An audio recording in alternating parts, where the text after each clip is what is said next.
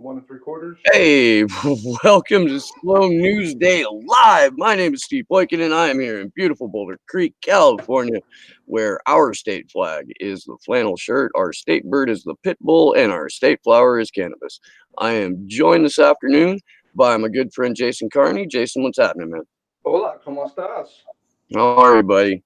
Um, so real quick before we jump into it, um, I'm gonna take like 2 seconds to kind of brag.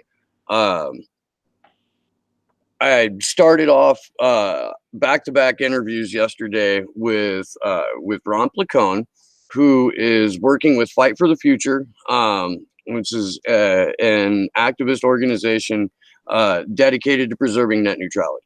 Um, June 11th, this coming Tuesday, marks a year since Ajit Pai, Verizon's chief stooge, now FCC chairman, although it's important to note he was appointed by Obama, um, marks a year since the day since he essentially ended net neutrality. Right. There have been a lot of state action since to kind of postpone this, and California has a bill coming through that is actually pretty clean and pretty good. And that's even, Ron's summation of it as well, and he's looked into it a lot more than I have. Why is net neutrality important, Steve? Well, a free and open internet, Jason, uh, it is vital to not only what we do, um, but it allows the internet to be um, to not be something that's owned privately. And what I mean by that is that your internet service provider would be able to offer you packages instead of you just going on the internet and watching Netflix. You'd have a monthly bill for a package deal with like Netflix, Hulu, and other streaming services, and then you would pay additional money to have your social media, and then you would pay additional money to have other internet services. So a free and open internet, and more to the point, getting it Title II designation in the FCC, and getting it set up as I'm sorry, as a public utility are goals that both Fight for Their Future has, and something that we should have as well, because holy shit, dude, I don't want Verizon responsible for making deals with YouTube and Facebook and Twitter, how much to screw me in order for me to access the internet. Right. And that's essentially what Ajit Pai was doing, was allowing the complete privatization of the internet, whereas from its inception up to that point, it had been either loosely agreed upon or protected up to a point, and then that point was Ajit Pai being promoted to chairman of the FCC. Drag off. Got it. Back to where I was at though. This coming Tuesday, June 11th, from 8 o'clock in the morning Eastern till 6 o'clock in the morning Eastern, or 6 p.m. Eastern. So 5 here to 3 here, will be an epic day of live streaming. You should go watch the like half-hour interview that I did with Ron. And then on Tuesday at some point, you should check into the day of epic live streaming, because all of your favorite content creators, including me, will be a part of that. And when you're done with that, just let the autoplay roll, because I had a fantastic conversation with Elizabeth Voss yesterday, who is currently hosting a Unity for J Vigil. Gotta love Elizabeth. Gotta love her. The subject mostly was action for Assange, what we can do from where we're at, if you're at all concerned, and you should be, about not only Julian Assange's fate, but the fate of what's left of a free press in this country. taking some action and showing that you're aware of what's going on and you want to push back will encourage other people to do that. So please go watch that episode that I did with Elizabeth Voss. When you're done, go check out the Steam It article that is linked in the show notes. She outlines a bunch more actions for Assange. She was in the middle of finishing the article when we had our interview. And we took a spiked baseball bat to the bullshit that is QAnon, and it was great. So please go do that. So I'm taking it went well. Yeah. It did. There's a handful of people that I will give an open invite to come back on the show too. And Elizabeth Voss is one of those people. She's a fantastic freelance journalist. She's got more facts than I could bother to retain right now. She's just really incredible at what she does. And go read her work in Consortium News. Give support to the Unity for J Vigils, but more importantly, give support to Julian Assange by acting. Don't just having talk, said do. that. Huh? What? I said, don't just talk, do. Absolutely. So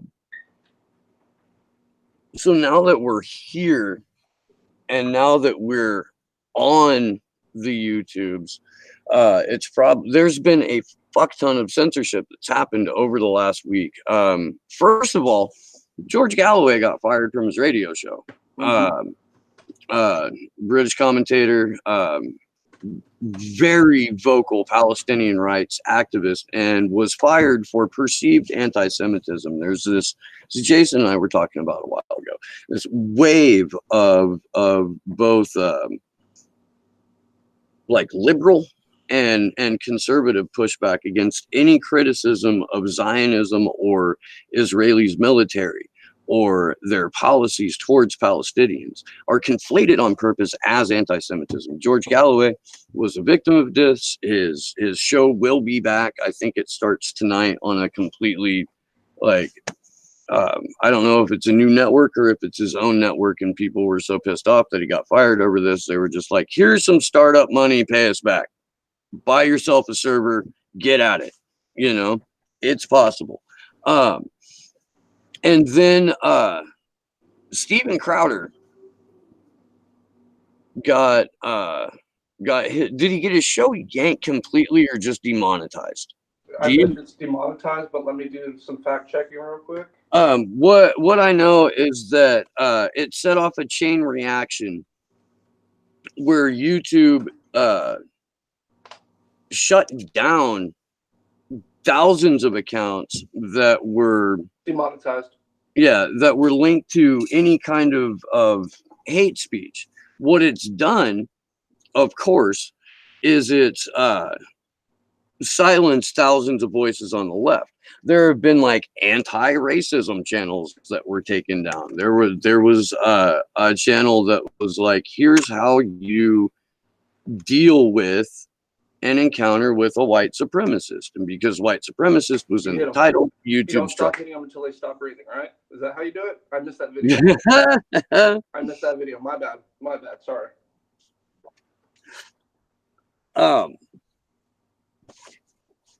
Ford Fisher, who is an independent videographer who just does blanket footage that he then fucking freelances to any news organization. His entire channel was demonetized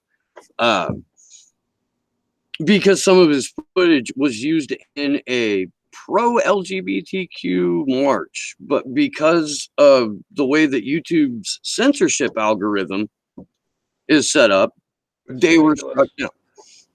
This always happens though. They take these just nakedly horrible people and hold them up as the ugly face of speech, and while they're doing that in the dark, they're silencing all of these voices who are trying to bring out accurate information, a counter to the narrative. All that it's not unintentional.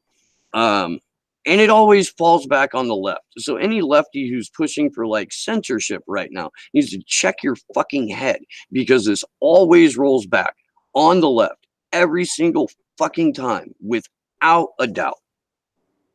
Think before you fucking overreact. Think before you emote, is what I'm trying to get at on this. Which leads me to the Trust Project. That was a hell of a preamble. Let's do this. So I woke up this morning and was making coffee, opening up the interwebs and taking a lap around, and as I often do, the first place I check is Mint Press News. Top story on Mint Press by Whitney Webb: the Trust Project, big media and Silicon Valley's weaponized algorithms silence dissent.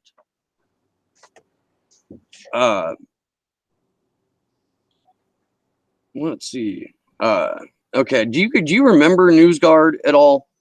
That bullshit creation that they came up with in the wake of Russiagate to tell you what is or isn't. Oh yeah, that lasted all of 5 minutes. Yeah. Yeah, I remember that. Okay. So is it still a thing? I'm gonna quote the article right now. Though different from NewsGuard, this group, known as the Trust Project, has a similar goal of restoring trust in corporate mainstream media outlets relative to independent alternatives by applying trust indicators to social media news algorithms in a decidedly untransparent way. That's a great way to start your morning, isn't it? It's enough to cause me to start fapping. I'm looking at some of these trust indicators. Let me jump in on this portion. Yeah, please do. They have an initial set of 37 indicators, which will indicate whether it's trustworthy or not. Some of them are best practices. What are the news outlet standards? Who funds it? What is the outlet's mission? Plus commitments to ethics, diverse voices, accuracy, making corrections, and other standards. Author, reporter expertise. Type of work. What is this? Labels to distinguish opinion, analysis, and advertiser. Citations and reference. Duh. Methods. How is it built? Also for in-depth stories, information about why reporters chose to pursue a story and how they went about the process. Locally sourced. Was the reporting done on the scene with deep knowledge about the local situation or community? Lets you know when the story has been or has local origin or expertise, diverse voices, and actionable feedback. Can we participate? A newsroom's efforts to engage the public's health in setting coverage priorities, contributing to the reporting process, ensuring accuracy, and other areas.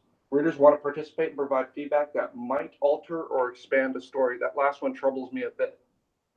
But those are just a few of the highlights of the 37 indicators that this group uses to tell you whether or not a story, an outlet, a journalist, what have you, is trustworthy or not. So, and more to that point, the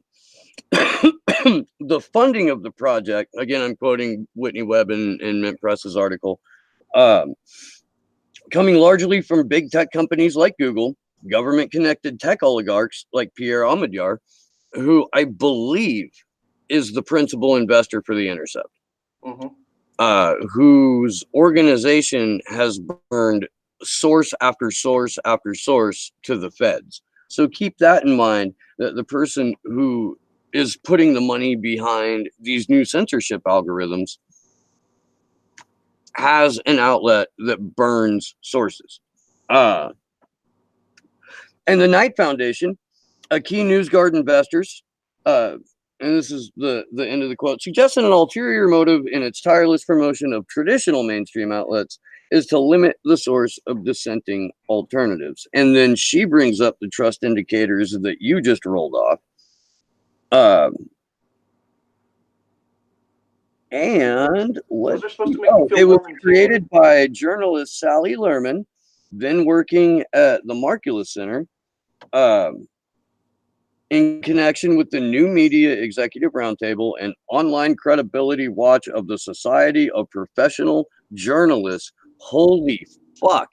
Is that not one of the more Orwellian things you've heard like today, and I'm gonna go ahead and move to the shade. So if you can like gab for a little bit Oh, I while can I definitely gap. I want to kind of touch on some of the working groups with this organization and kind of touch on how this is a bad idea all around. I'm going to pose the question first. Does it make sense that a group that judges the trustworthiness of journalism is supported by media outlets? I don't think it's a good idea at all when there's competition in journalism to get eyeballs on articles, websites, etc. But here's just a few that are involved with the Trust Project. That'd be Hearst Television, Independent Journal Review, Institute for Nonprofit News, Mike, not Mike as in Mike, your buddy Mike, but MIC, uh, New York Times, Washington Post, the Globe and Mail, USA Today Network. In Europe, BBC, the DPA, The Economist, La Stampa, La Repubblica, Haymarket Media, and Trinity Mirror. These are some of the biggest media conglomerates that exist. And they're going to sit here and tell you what's trustworthy and what's not. Do you think there's going to be any independent media that is deemed trustworthy, no matter how much citation is used, no matter how much evidence is presented by the journalist, no matter what is done to ensure that facts are being relayed? Do you think that any of these ass clowns are going to say that anybody in independent media is trustworthy? Now, it's kind of terrifying to think that there's a group of people, because they have enough money to do this, can sit as judge, jury, and executioner on what is fact and what is not. Now, if you say anything that goes against the mainstream media's message, their propaganda, what have you, you're going to be deemed a liar. You're going to be deemed untrustworthy. And those that follow shows like this, follow individuals like us, know that we can cite our evidence, know that we can prove everything that we put out. But the mass public at large who don't yet know of us might listen to these morons. It's a really, really bad idea all around. And if anybody doesn't think so, what are you doing breathing? This is a horrible idea. And I don't know how this is being celebrated and lauded anywhere outside of the mainstream media, because it's their way to slam the rest of independent media that has the people's best interest at heart, that focus on providing facts and providing transparency and speaking truth to not only the government but to the mainstream media and anybody in power. It's I'm baffled. I like I said, outside of the mainstream media, I don't know who else is celebrating this particular methodology for censorship. Gap filled. All right, well She done. I'm gonna try and do something about the giant glare behind me, but I don't really know what more. So we're back in a place where our mission is to deal with the rewriting of real time. Right. Uh, Basically being told what you're seeing as you're seeing it. yeah, regardless of what you are in fact seeing. Right. I don't. Jesus Christ, man. Great gardener. To Great Gardner. Other major outlets are represented on the News Leadership Council include the Financial Times, Gizmodo, and the Wall Street Journal. So look, man. The council includes Gingras and Andrew Anker, Facebook's director of product management.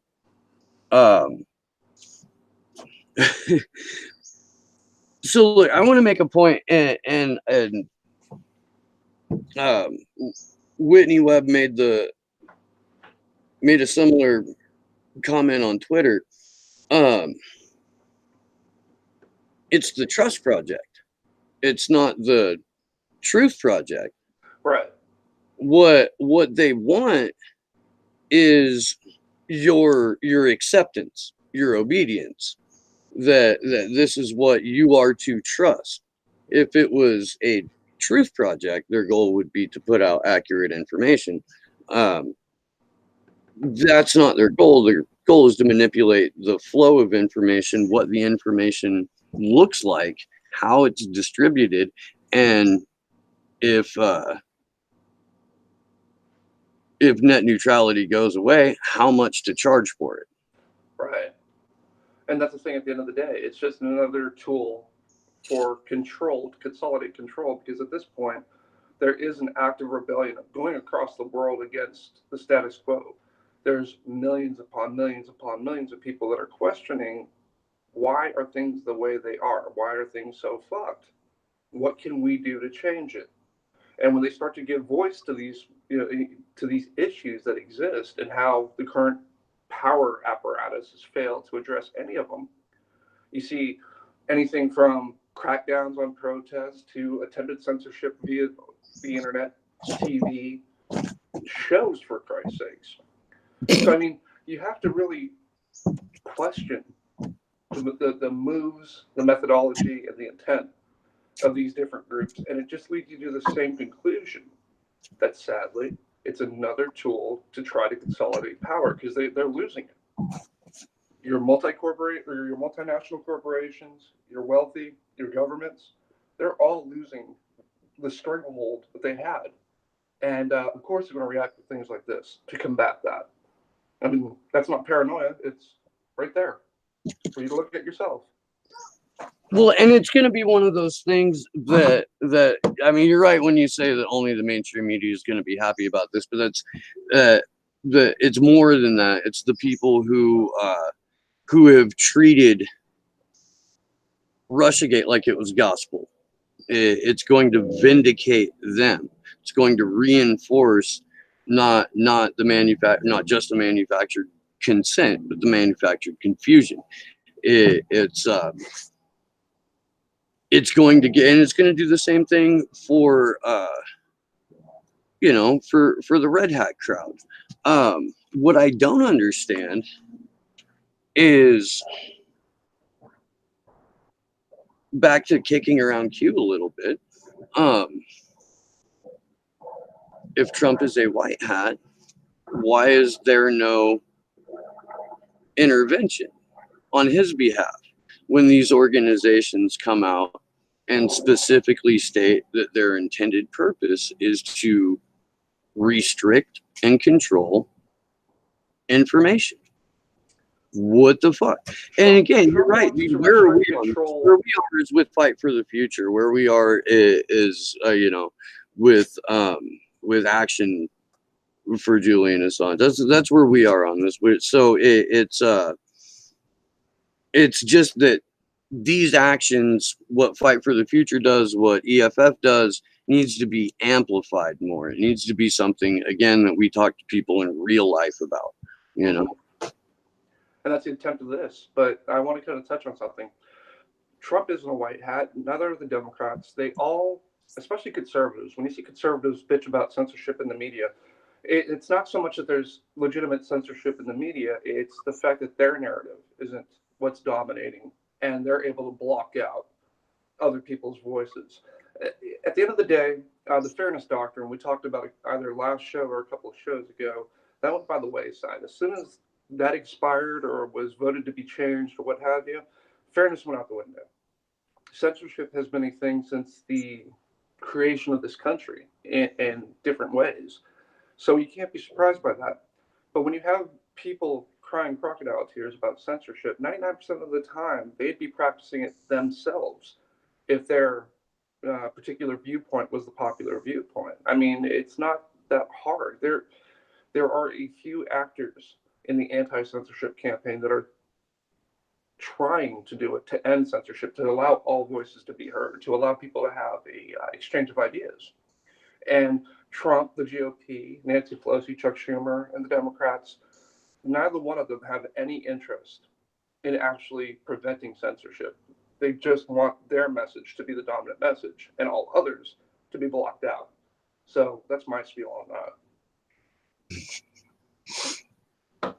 And get back to. Sorry. Oh no, it's cool, man. It is. That's fine. I wanna touch back on the trust indicator thing though, because Okay. this is just kind of bringing a little bit more light to how tech monopolies and how powerful companies can manipulate um, these algorithms through the trust indicators. I have all So 37 up. yeah, so the article says the true power of the trust indicators comes in a form that is not visible to the general public. These trust indicators, while occasionally displayed on partner websites, are coupled with machine readable signals embedded in the code of participating websites, articles used by Facebook, Google, Bing, and Twitter. As Lerman noted in a 2017 article, the Trust Project was then already working with these four companies, all of which have said they want to use our indicators to prioritize honest, well reported news over fakery and falsehood. Trust indicators are used by Google as cues to help search engines better understand and rank results, and to help the myriad algorithmic systems that mold our media lives.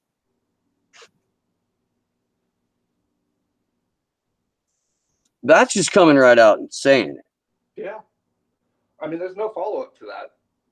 There's no way to like decipher that for people to understand. If you don't understand that, I can't help you. That is pretty bold, if you will. So, wrap up quoting the article, or at least her segment on the bottom line is that these embedded and exclusive indicators allow certain news outlets to avoid the crushing effects of recent algorithm changes that have seen traffic to many news websites, including Mempress, plummet in recent years. This is leading towards a homogenization of the online news landscape by starving independent competitors of web traffic, while trust project approved outlets are given an escape valve through algorithm manipulation. And that's exactly what's going to happen um, with the death of net neutrality, and you're going to get charged for it. Uh, you're going to log on to paying for YouTube, and you're going to have to dig for shows. They're not going to pop up. They're not going to pop up as recommended. None of that shit. You'll see like the Young Turks who have a preferred partnership with YouTube that they pay for. You can get the very best in fake progressive news from Elizabeth Warren's future press secretary, Anna Kasparian. Yeah, as soon as you said that, that all made sense. Huh. I mean, I can see it. um,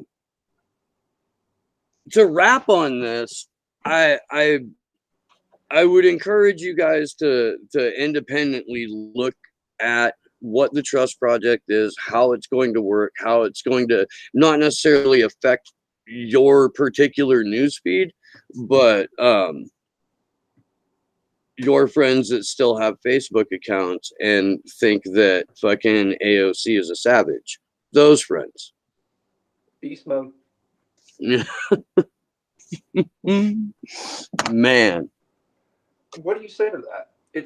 What I'm amazed by is it's so blatant. It's so out there. There's not even an attempt to mask or hide the intent of this particular project, and yet people aren't talking about this. They have no idea of the trust project. It's amazing. I mean, how can you go out there and basically say we're going to control the way you see the media and see the world and understand how things are working? We're going to control that. And yeah, we're cool with telling you that. We're cool with telling you that we're going to block out a whole crap load of facts and figures. We're going to block out a whole lot of different voices. We're going to give you the preferred people, and you're going to like it. You're going to get the verified polls that show that Joe Biden is up by 873 points. Oh, fantastic. That's a nice little segue. And it was natural.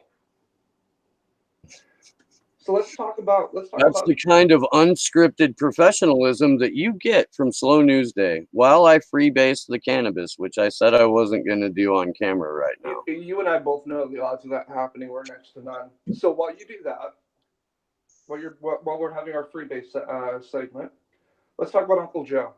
We love Uncle Joe. Uncle Joe's the greatest. Uncle Joe is everything that you used to. In politics, there used to be a lot of different things that you would go by. There's a lot of different rules, and you would have to have integrity, and you would have to have a alleged spine. You'd have to basically stand on your positions and own them. Well, Uncle Joe, you know what? He doesn't need that crap. This is the new America. This is new politics. I mean, Trump changed the paradigm, so Joe's looking to push it just a little bit further. Now, what am I talking about today? Today I'm talking about the Hyde Amendment. And what's the Hyde Amendment? Steve, what's the Hyde Amendment? I just want to show the audience you're still with me. I'm still with you. The Hyde Amendment, if I'm not mistaken, is abortion is covered by your medical insurance. Yes, and it makes it illegal for the federal government to fund for abortions. Oh, I thought that was Title 10. Let's see. What Joe used to say was that he was adamantly opposed to the federal government providing funds for abortions. Yeah. When did he start saying that? Out of curiosity.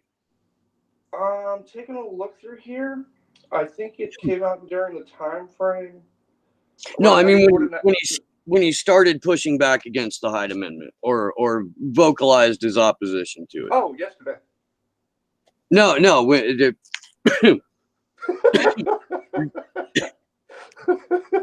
I must be saying that wrong. Not when did Joe change his position, but when did he have his original conviction? Like, how long held was that? Allegedly for forever. I don't have where it says the first time he went public with it, but I mean, as long as the issues existed and he's been in politics, he's been saying that he's been adamantly opposed to the federal government providing funds for providing abortions.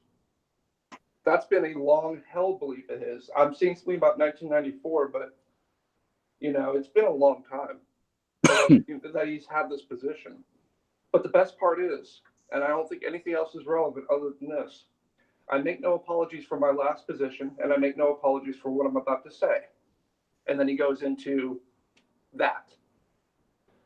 But apparently Alyssa Milano and other major supporters have caused Uncle Joe to change his mind about his position on the Hyde Amendment. It led him to conclude that he had strategists and consultants, Jason. They're called strategists and consultants, but we'll give Alyssa Milano credit for that because we can circle back to her in a sec. Not only did I give her credit for it, but apparently the news outlets are giving her credit for this.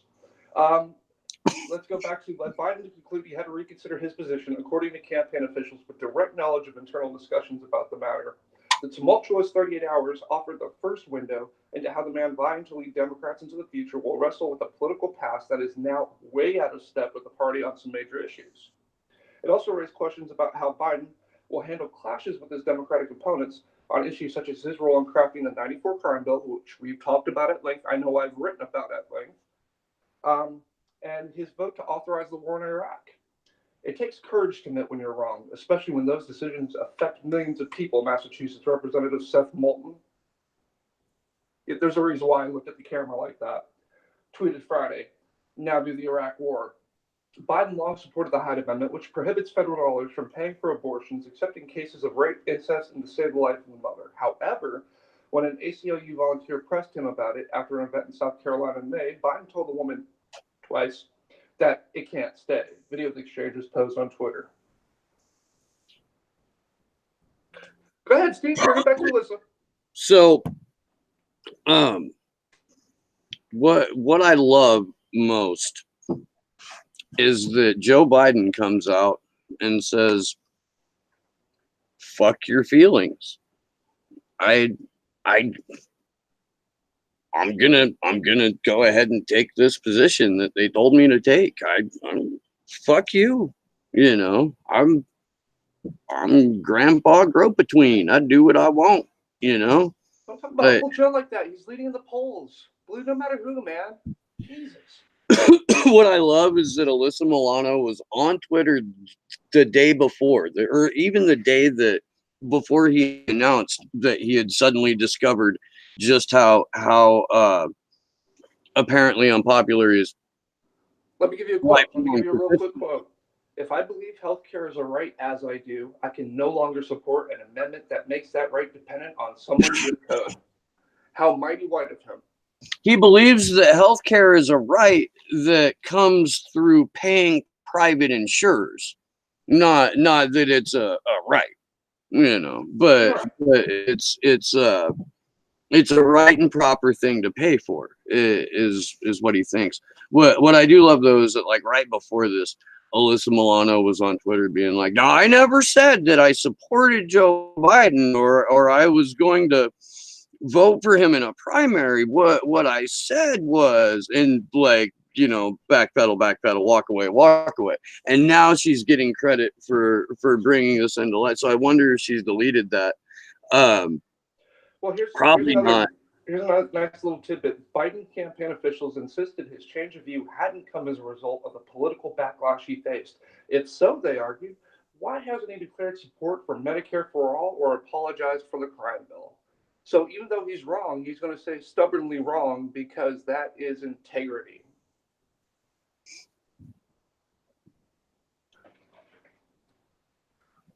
Lost your volume. No, you didn't lose my volume. That's silence. There's nothing Oh, to say. that was okay.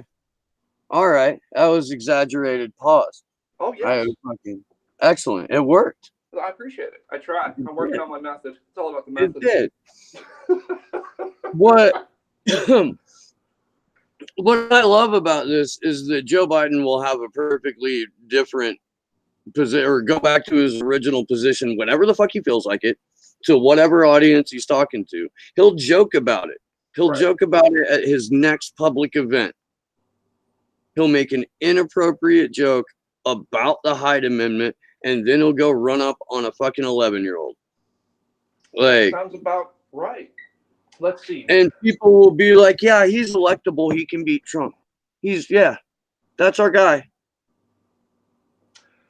Aware of the criticism he was certain to face, Biden's camp gave advance notice to Planned Parenthood and other progressive organizations. Those groups have been pleased to see the video posted on Twitter in May in which Biden told an ACLU volunteer he opposed the Hyde Amendment. Their leaders were surprised that a reversal was coming and pushed back hard, at first privately and then publicly, starting Wednesday morning. Biden's Democratic opponents piled on, marking the first time the full 2020 field had ganged up on the former vice president. And this is cute. His team gave him a very unvarnished view of what would happen, one source familiar with the matter said. I think he needed to kind of see that and also feel it and also hear from his core supporters. And he's very open to hearing from his By core people. supporters, he His means people. donors. His people, not the people. His people. Yeah. There's a few donors that were like, "Hey, we make serious coin." Yeah. As a result of this being a thing, you should be on board, buddy. You want that cash coming in. There's a lot of people who will do whatever we tell them for a lot less than you. Yeah. After he announced, go ahead. No. After his announced new position Thursday evening in Atlanta, Milano met with Biden backstage, hugged him, and thanked him for listening, a person familiar with the encounter said. Aw. That just warms my non-existent heart. She's great. Pressed on That's Biden's great. thought process, Deputy Campaign Manager Kate Bedingfield said on CNN Friday this was a tough personal decision for him. But the substantive explanation is that the moment we're in now is a dramatically different one. So that's like a more eloquently laid flip-flop of John Kerry, former Secretary of State Clinton, etc. That's Chris Walker in the chat mentioned that the people in charge make Joe Biden the man. It will be a repeat of 04. Trump will call Biden a flip-flopper just like Bush did with Kerry. And well, I don't know if Trump gets to play that card specifically because he had to evolve on his position on whether or not he supported. I hate that term evolved. I hate that term evolved. That is like the catch-all for every lying piece of shit out there. Yeah. Who held one position and it wasn't expedient for them, so Mhm. they switched. Yep. I hate I it. evolved means turns out that shit didn't pull well. Right. Uh, um, I don't. I still don't think Joe Biden's going to be the guy. I think Joe Biden and Pat said this too the other day. Joe Biden's the guy to come in third. Why didn't he show up to California? If he's so solid, if he's so beloved by the Democratic masses, the So hordes are excited to see him. Why wasn't he in California? can I tell you? Can I tell you something? Pat the Burner Yeah, gave me his conspiracy theory on this. share. The floor is yours, good sir. Um, Giggling. That's the best part. who doesn't giggle about it around a dreamboat, homie? Who doesn't? I get mean, it. I get it. yeah, he's a beautiful man. So Serious face. he said that Biden and the DNC and Kamala Harris have a deal that he will cede California to her because he's the guy to be in third place. So They realize that Sanders is doing far better in California than Kamala Harris, right? yeah, she's barely made the threshold to earn delegates in terms of percentage there, and I don't believe that that's an accurate count. I don't. I've said this a few times now. The when she announced before Bernie had announced, before Biden was a part of this, before Warren, I think maybe Warren, I don't know. I don't remember when she announced. I know she got like $12 in support when she announced initially. In the first 12 hours. And it was her niece, like the one that wants to be like her instead of the ones that they judge at family gatherings. Um, there's always that one. There's always that one little kiss ass. But no, I said Kamala wouldn't win California, and there's fucking no way. But the theory is Biden has ceded California to Kamala Harris so that she can spoil the count for Bernie there, where she'll have a better chance. She's going to get LA and San Francisco, probably. Well, yeah, because they're neoliberals. Yeah. The rest of the state is not. That's what they don't understand. Well, and what sucks is that the progressives that are in LA and San Francisco are fucking not effective as a voting bloc because all of the money and all of the advertising and all of the media saturation goes to the establishment candidate. I'm in LA weekly, and it's all over the place. It really is. But if you talk to individuals, like I do when I'm down there talking politics, Sanders is the one who's overwhelmingly being. There's a excitement when I talk to these people who don't normally get engaged in politics. It's not Warren, it's not Biden, it's not Harris, it's not Booker, it's not the 24 other morons that are running. The people that I'm talking to are between the ages of 18 and 40, and they're excited about Sanders. I'm just saying. And that's been my experience. I go down to LA, once, twice a week. And it's insane. You know, you go out to San Francisco, you start talking to people, and they're going to be more of the Gavin Newsom, Nancy Pelosi, Biden type. But they're also super freaking wealthy. They wouldn't know what a hard day's work was if they tried. If they paid someone to do it in front of them, they still wouldn't understand it. So San Francisco, fuck San Francisco. Let's be real on that one. And then you got Oakland. You talk to people in Oakland. Sanders is just, people get excited about talking about Sanders. I haven't seen this with other Kamala candidates. Harris had 26,000 people at that rally in Oakland. I'm telling you. Clearly, that was just people from the city of Oakland. She didn't bust nobody in over that bridge. Bernie Sanders in 2016 in Sacramento, the event that I was at on stage in 2016, we have pictures from it. That was one of the first time people of the 99% was up, put pictures of it. I was there. There was well over 33,000 people, and Bernie Sanders has dick all ties to Sacramento. Unlike Kamala Harris, who is, if I'm not mistaken, from Oakland. Isn't that where she's from? So she only brought in 26,000 people that she had to bus in from all over Helen Creation and pay to show up. I'm just saying, California is not for Harris. No matter what the media tries to tell you, California is not for Biden. California is not for Booker. California's damn sure not for Mayor Pete.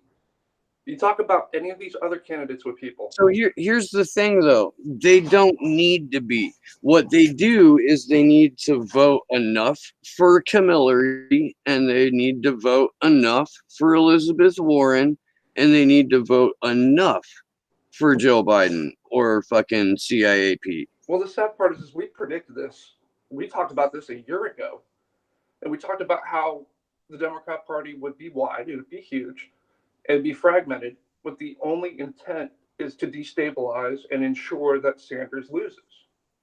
There'd be enough progressives running that it would siphon away from Sanders so that a person like Biden or Senator Harris could slide right in and get the nomination. It's playing out, sadly, as predicted. Yeah, when you watch it go down in real time, and then you find out there's something called the Trust Project that is going to go out of its way to make goddamn sure that you don't have access to the outlets that tell you this. Right. It almost seems like it's on purpose, Jason. It's weird. Before I gotta go in like 5 or 10 minutes. I know you wanted to talk about a couple of things. I'm going to try to, in 300 seconds, I'm going to try to squeeze this into a synopsis. Essentially, in London, this was reported on today. A lesbian couple was viciously beaten in homophobic attack on London bus. There were two women who were minding their own business, and I'm summarizing the shit out of this. Minding their own business when they were approached by four men between the ages of 15 and 18 and told to quote unquote, let me find it because I just had it up. Forgive me. Let's see.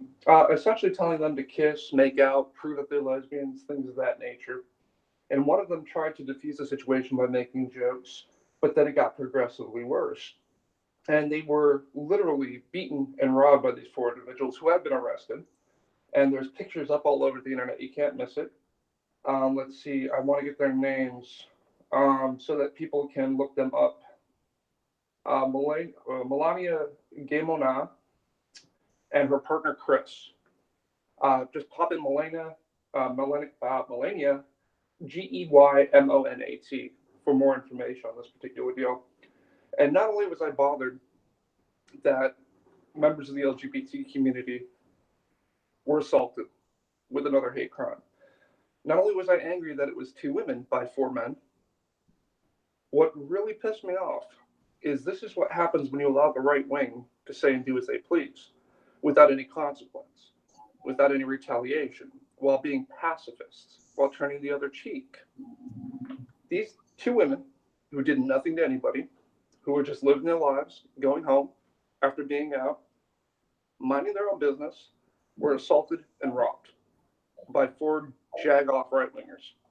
And before anybody goes, well, how do you know they're a right wing? Well, it's not too often that I see left-wingers attacking those in the LGBTQ plus community. So I'm going to leave that one there. Unless it's hockey. That's true. It's true. My bad. I stand corrected. But what's bothering me the most is this is occurring. A right-wing environment across, it's not just this nation, across the world has come up. Nationalism, right-wing bullshit, Christianity bullshit. All these things have come together in confluence to let people be savages to other people. These two women did nothing to anybody. And if you look at the pictures, you will be If you're not horrified, there's something wrong with you. And this is coming from a person with ASPD. You look at these two women being assaulted by four men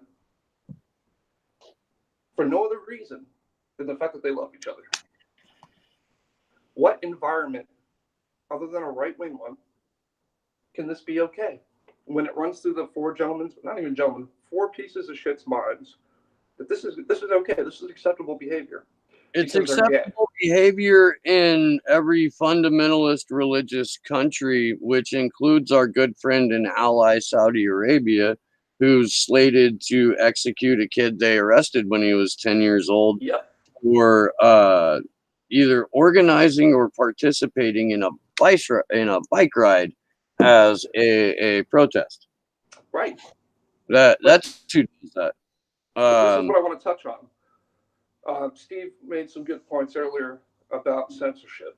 And I'm not about censorship. I don't take the neoliberal perspective of allow everybody to speak their opinions. And I don't take the neoliberals with censorship and the left's position of let everybody speak their minds. When I see something like this, or I see white supremacy groups put out their bullshit, when I see other people using hate speech, whether they be a church or a religious group, what have you, I take a different stance. And I don't think it's very popular. And in fact, I might be introducing it to the public at large. But I'm literally about terrorizing the terrorists. As Steve pointed out, a George Bush methodology used in Iraq, Afghanistan. It's literally called Bush doctrine. Now, for those of you out there saying, nah, he's just venting. He's just an asshole. Well, yes, I am an asshole, but this isn't a battle of ideas anymore. These right-wingers in this country have increased hate crimes. They've attacked people. They've attempted to kill people. You can't combat that with words. You can't say, oh, I think your position's wrong because you're trying to kill an individual who's done nothing to no one. And here's why you're wrong. Here's the nuanced debate that I'll give you. And you can't silence it by shutting it down completely off the internet, off TV. They'll find other ways to spread their hate. So here's my solution. And I think it's a reasonable solution for all of 5 minutes. Terrorize terrorists. When you see white supremacists at your local protest, don't bother being nice by shouting them down. Take the black bloc method. When you start seeing these guys walk around with their nice little insignia and their cute little tattoos, and they want to go raise hell, attack them first.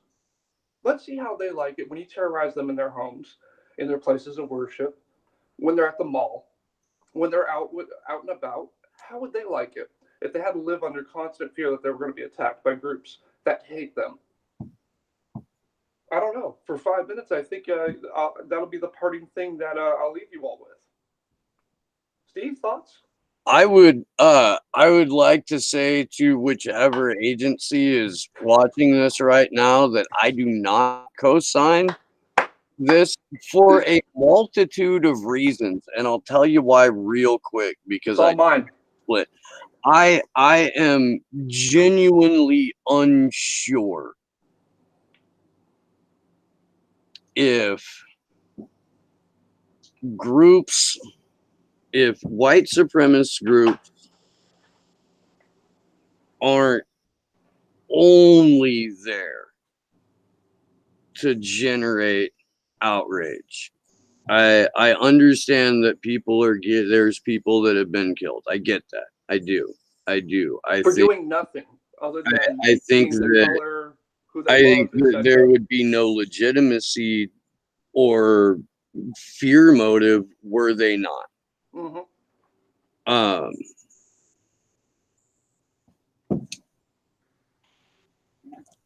But I am unsure that giving everyone but neoliberals and progressives exactly what they want, it is the best recourse for that situation. And I'm not going to sit here and say that I have like a perfect or final, if you will, solution to this. But I am always going to believe that the best way to counter bad speech is with fucking louder and better speech. I do believe that. You know, I'm fucking anti-censorship. I do believe there should be some sort of a process if people are getting murdered as a result of speech. I do, and there is a process for that. But I believe that that should apply to fucking content creators as well. I certainly don't believe that people should be demonetized, deplatformed, or any of that without like some sort of a process that isn't the arbitrary or immediate financial concern of the tech monopoly that hosts the software. Let me give a couple of things. First off, this is a thought thing. This isn't telling you to go pick up and pitchforks and such. It's something that people think about frequently, and they talk about amongst themselves, but they don't ever put out in public. And what that whole speech was dedicated to was showing the frustration level at what this argument between the neoliberals and the progressives are about this speech, or about censorship. We do need an area where ideas can be exchanged. We do need an area where there can be ways to heavily penalize those that participate in hate speech and hate crimes. But when you eliminate all other methods, I just gave you the final one. I gave you the final reasoning that's going to come through when enough things aren't addressed. These things are not being addressed. These people are not being protected.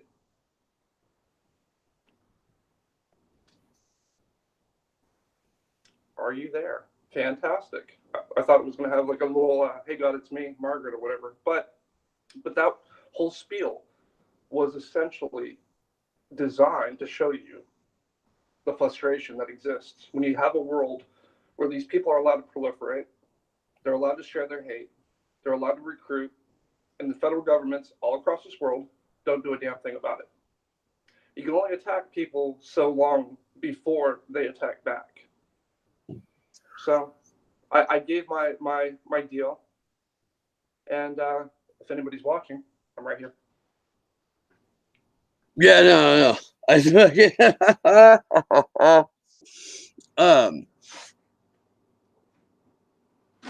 Yeah, again, my skeptical nature in general just kind of. There has to be a better way. There has to be a better method. It's going to like hover over everything that I see, that I read, the media that I digest. I know that we live in a post-consent reality. I know that we live in a reality where manufactured confusion is what drives the narrative and dominates the continuance of the narrative. So I will always advocate learning a martial art. I will always advocate trying to stay as healthy as possible, even if you smoke Black American spirits.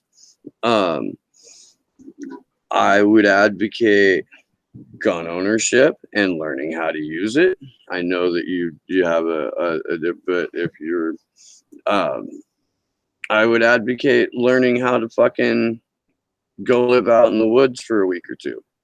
I would advocate growing your own food, because when shit like this does pop off, it always happens in major population centers. It always happens like right when some really bad shit is about to go down.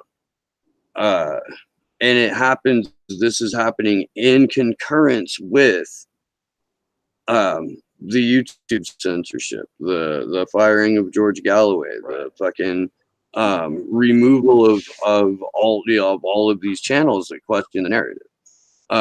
And again, I don't advocate for that, but I came out with that in the way that I did to kind of do the shock and awe thing before I explained. I get it. I do. I totally fucking get it, and I understand it. I understand the sentiment a lot, dude. It's a rightfully shared sentiment with a ton of fucking people, and I get it, dude. I've felt that way. I've felt that way a lot. I understand. Um, the reason I'm hesitant to say that, like, and I feel the same way about like Antifa or the AFA over in Europe. Like there's it it seems cartoonish to me. Like it seems like it's supposed to fucking make you feel something and freak out. And that's what's generating the energy, and it's what's helping perpetuate the status quo, because when you take the lens away from the fucking establishment and you put it on a fringe group and you focus on that fringe group, you're going to make everybody feel something. Mm-hmm. And you're not going to be looking at what they're doing at fucking all. And then you're going to go to social media, and you're going to go to social media and you're going to state your opinion about it. And then you're going to fucking engage with these people all fucking day long. And that's where your energy is going to go. And nothing gets done. Nothing gets done. No, nothing gets done, and nothing fucking changes. We need to find methods to help protect these people that are dying for literally no reason. And my way, yeah, absolutely, man. I'm not advocating that. You know, go find a jujitsu school, go roll. If you can't do that, fucking, you know, learn how to punch, learn how to defend yourself, all of that stuff. Yes, please do that. Please fucking eat right. Please fucking, you know, don't put yourself in situations where you're gonna fucking react. But if you're attacked, be prepared to defend yourself. Absolutely, yes. Please do that, man. My name's Steve Boykin, and this has been Jason Carney. This has been Slow News Day Live. I gotta bounce, y'all. Much love. I will see you tomorrow. And fucking good luck to us all. Yay, controversy.